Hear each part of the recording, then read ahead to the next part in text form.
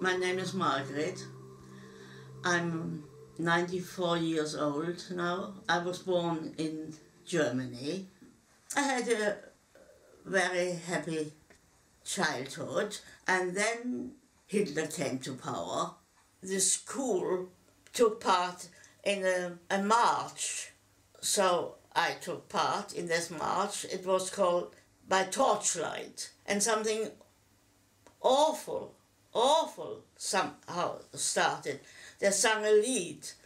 Wenn das Judenblut vom Messer spritzt, dann geht's nochmal so gut. That meant when we kill Jews, everything will even be much better. I was absolutely shattered when I got home to my mother and said, "You never believe what has happened." On the 1st of April 1933, when a person who was in SA or SS had to stand in front of the Jewish shops to see that nobody would enter the shop and would buy something.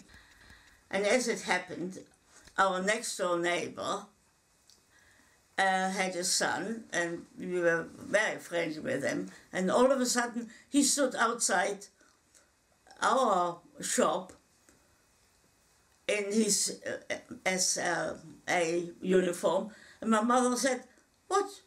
How can you do that to us? You know us when you were a child." I mean, and his answer was, "Orders are orders." So that was that. The Kristallnacht. There were heaps outside our house. Heaps of glass and porcelain and everything, heaps, all broken. They had broken in through the shop windows and destroyed everything what they could. I was furious, absolutely furious. After that, it was clear that we had to leave. I went back to my mother and I thought, "I'm not leaving you here." My oldest brother had emigrated to Holland, and took my mother to Amsterdam. But I had a letter from my boyfriend, "Don't wait in Amsterdam, come to England." That actually saved my life. I went to Sheffield, and there was the wife of a rabbi who had several young girls and found jobs for them to work. The ladies who were looking for maids to work in their houses looked us up and down, and I felt like a slave must have felt. My brother tried to get out of Holland with his wife, but they got caught, and then they were taken to Auschwitz. They were gassed straight away.